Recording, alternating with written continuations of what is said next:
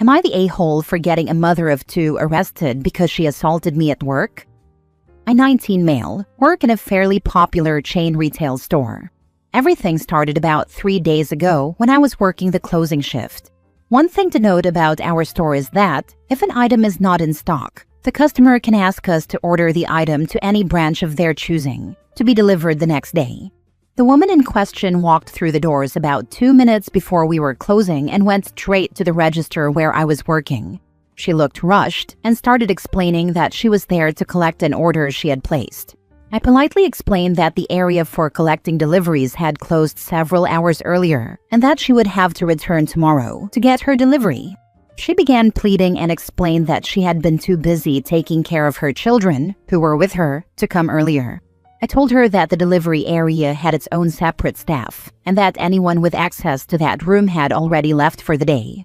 She seemed frustrated by this response, but eventually left with her children. Since I was scheduled to work the following day, I knew I'd have to deal with her again. And I was dreading it. She had been condescending and rude, and her children were loud and chaotic, knocking over a bunch of stuff that I had to clean up afterward. The next day, I was about halfway through my shift when the woman came up to my register. She placed a candle on the counter, which I rang up for her, and then she started demanding that I track her order because the collections area couldn't find her parcel. I checked the system and saw that her order had been placed over a month ago, so I told her that since she hadn't picked it up within the 14-day window, it had likely been sent back to the warehouse. She flew off the handle, yelling that it was all my fault and that if I had just let her get the parcel yesterday, everything would have been fine. I tried to explain that the parcel would have already been sent back weeks ago, but before I could finish, she picked up the candle and threw it at me. It was one of those heavy candles in a glass jar. It hit me in the temple, shattered on the floor, and I fell back, hitting my head against the wall. As I was trying to get up, she started screaming even louder and throwing other objects. Security rushed over, detained her and her children in the back until the cops arrived, and my manager told me to wait in the break room. After about an hour and a half, my manager came in with the officers. They took my statement, and when they asked if I wanted to press charges, I said yes. When I got home and told my mom what happened, she called me a heartless a-hole. She said I should have considered the impact on the woman's children and that I wouldn't understand how hard it is to be a mother. I initially thought I was in the right, but after hearing that, I started second-guessing myself. So, am I the a-hole? Now for the top comments. Wow, your mom freaking sucks. Single mom or not, actions have consequences. Not the a-hole. I'm still struggling that OP's POS mother heard that her child was assaulted, and she took the attacker's side. Parents like OP's mom are sadly common. If I was OP, my mom would have said something similar. My dad would ask, well, what did you do to make them do that? Becoming a parent requires little more than fertility and a successful biochemical reaction over a period of time. What about the impact of learning from mom it's okay to assault someone and get no consequences? Your mom is wrong. You're not the a-hole, but she is. Yeah, I'd say the children have already been impacted by having that woman as a mother, so having her sent off to jail might actually improve their situation. If she does that to a random stranger, then what does she do to her children? She could have caught a candle upside her own head. Some people fight back like the Twisted Tea Man. That would have at least taught her kids if you F.A., you will F.O. Next story. Am I the a-hole for ditching my friend at airport for doing a stupid prank? I went overseas with 3 friends. We all live in the US and decided to take a short vacation to Seoul, South Korea. It was an amazing trip overall, full of great food, shopping, sightseeing, and laughter. We got along pretty well the entire time, though one of the guys in our group has always been a bit of a class clown. He thinks everything is an opportunity for a joke, even in situations where most normal people would probably exercise some common sense. Anyway, when it was time to fly back home, we were all tired but in good spirits. One of my friends had her partner picking her up at the airport, and I was the designated ride home for another friend since we live about an hour away from the airport. The plan was simple: get through customs, grab our bags, and drive home to finally sleep in our own beds. Easy enough, right? Well, not exactly. When we got to immigration, the officer asked the standard question, "Where are you coming from?" Without missing a beat, our resident comedian decided it would be hilarious to respond, "North Korea." Mind you, we had just come from Seoul, South Korea, not even remotely near the DPRK. You could see the officer's entire demeanor change in an instant. Next thing we knew, we were all being pulled aside for secondary questioning. My heart dropped. They separated us and started going through our passports, asking for proof of where we'd been. I showed my itinerary, boarding passes, and even some credit card transactions from Seoul, bubble tea, museum tickets, restaurant receipts, all that. After about an hour, they finally believed me and my other friend and let us go. But the jokester? He wasn't so lucky. They held him for 2 to 3 hours before finally releasing him. By that point, it was late, and I was beyond done. I wasn't about to sit in the arrivals area for hours because of his idiotic stunt. So I went home. He ended up booking a hotel by the airport and renting a car the next morning. Later, he called me, angry that I didn't wait for him. I told him flat out, play stupid games, win stupid prizes. You're lucky you didn't get arrested or lose your passport. So, am I the a-hole? For me, the top 2 situations for not ever pulling a prank would be 1, at the airport, 2, when being held at gunpoint. In that order. You are not the a-hole.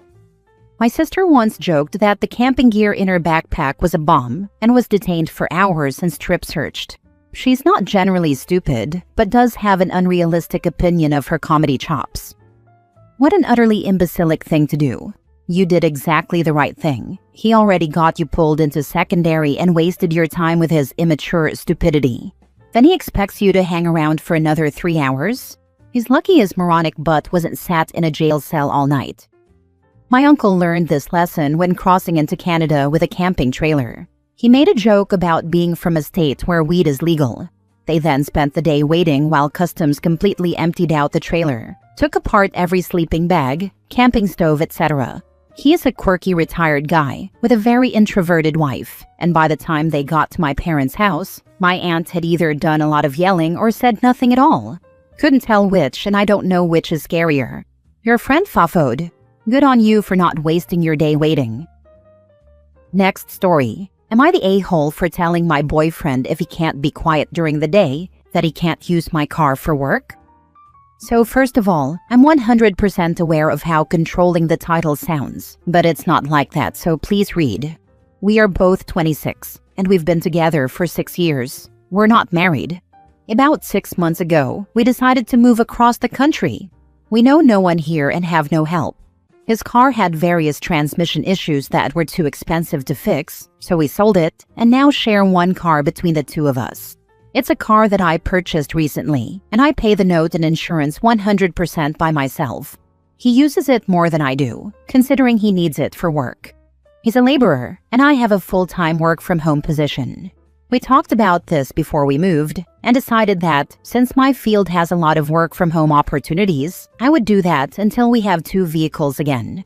When we first got together, it was the other way around. I didn't have a car, but we both worked in person. I often ended up lying outside my workplace for hours before it opened so we could both get to work, and I'm not willing to go back to that. Anyway, both of our hours are typical, 8 to 5. However, he likes to take days off for various reasons. Whether he's sick, taking a mental health day, etc., and that's fine. Except on those days, he plays video games for hours and is incredibly loud. I mean, yelling things that are not appropriate levels of loud. We have a 2-bedroom apartment. One bedroom we sleep in, and the other is our office/gaming room. I worried this would be a problem, but he kept assuring me it wouldn't be. Yet, when he's home during the workday, which happens once or twice a month, he can't keep quiet. He tries but doesn't. And he isn't willing to stay away from games until I'm done with work. I feel bad asking him to be quiet during my work hours. I've suggested moving his desk into the living area where there's more space between our setups, but he's not willing to. I would, but we're low income, and I'm not comfortable with the background it would give me for work. My job is call and video chat oriented, so it's imperative that we find a solution, but nothing I suggest works. This is my first good job, and I don't want to lose it. My boss has confronted me about the noise multiple times. Fortunately, my management is understanding, and instead of firing me, they said if I don't have a quiet place to work, I'm welcome to come into the office. I don't want to lose my job since I wouldn't be able to contribute to our household costs or pay for my car. After speaking with my boss yesterday, I sat down with my boyfriend and explained the situation. He said he shouldn't have to be quiet in his own home and that it's his space too. I agreed, but reminded him that I'm not asking him to be quiet for me, but for my job. He said he'd be more quiet. I reminded him we've been over this multiple times and nothing changes.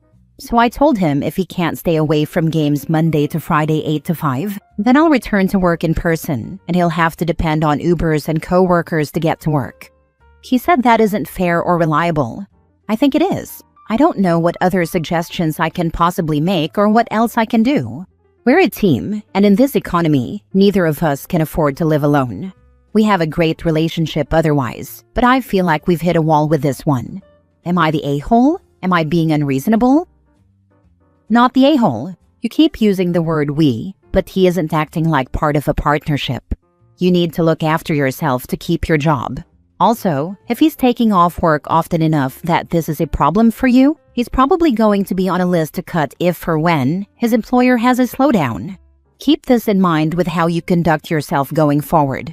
For instance, build an emergency fund in just your name, and think about whether living on your own when your lease ends might be better for you. You have more options if you think and prepare for the possibility. This is really what stood out to me too. I'd reply to him and say, do tell me what is fair.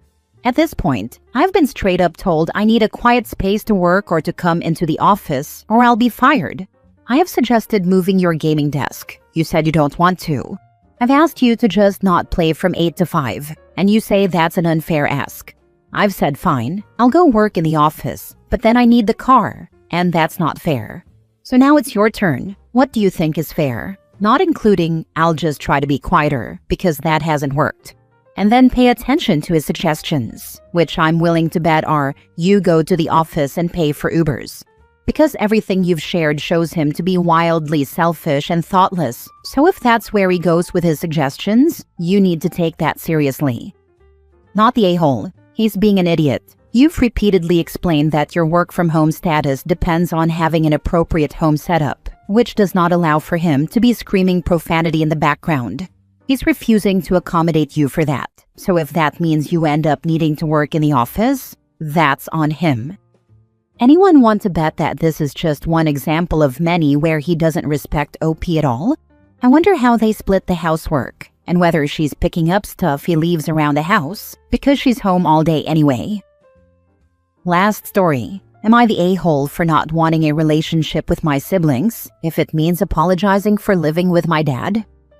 I, 20s male, have several younger half-siblings from my mom. None of us have the same dad, and my dad was the only known dad of the bunch. They were all conceived after my parents' divorce, and my parents divorced because my mom cheated a lot from the sounds of things. My dad had 50% custody of me until I was 9. Then my mom's neglect of me and my siblings became more obvious. He always knew and fought for custody. And he won full custody, with my mom needing to meet certain steps to be granted visitation. She never tried to meet those steps. She never tried to get back into my life. My siblings were left with my mom. CPS was involved, but they never removed them, and they never got any real help. I didn't have a whole lot to do with them once my dad had custody of me. He didn't want my siblings to be in his care, and I wasn't safe in my mom's care. We didn't have any relatives to step in and facilitate it either. My siblings started giving me the cold shoulder after a few years of me living with my dad.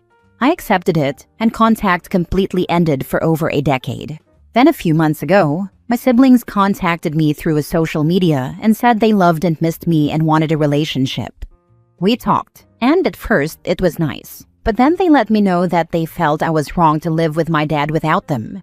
They thought it wasn't fair that I had a dad when they didn't, and that I didn't have to live with the neglect from our mom anymore. They said I should have told my dad to buzz off and banded together with them. I told them it wasn't fair to expect me to throw my dad away because they didn't have or know theirs. They were really pissed that I didn't regret it and didn't feel guilt for living with my dad. I told them I hated knowing they were there, and we talked to CPS to try and get them help. It wasn't enough in their eyes. More of our conversations went that way, and after several weeks, I decided that it wasn't worth the trouble because our relationship was not going to be healthy continuing like that. They wanted me to apologize for living with my dad and spoke several times about how it wasn't too late to say F you to him and stick with them instead.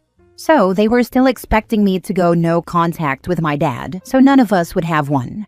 I told them we clearly couldn't have a relationship unless I apologized for living with my dad and then went no contact with him, so I'd prefer no relationship with them. They got mad and said I was picking him again and that we're siblings and need each other. I told them they could have a relationship with me without trying to dictate my relationship with my dad or shame me for being protected by him. They won't, and they told me I should be fighting for them since 9-year-old me didn't. Am I the a-hole? Not at all. That's crazy for them to expect that. Exactly. So they think a 9-year-old had a choice in the matter. Do they hear how crazy they sound? I know jealousy is an ugly thing, but I now see how idiotic it is too. OP not the a-hole. They are clearly too damaged to think logically. A 9-year-old doesn't. But I think the assumption was I could have fought back so much that Dad would walk away from me and decide I wasn't worth the effort. The sad thing is, they are so isolated and ignorant of what a normal life should be that they want to drag you back into their world of poverty and mistreatment. Misery loves company is a real thing. Don't let them undo anything your father worked so hard to create for you. How many siblings do you have and how old are they?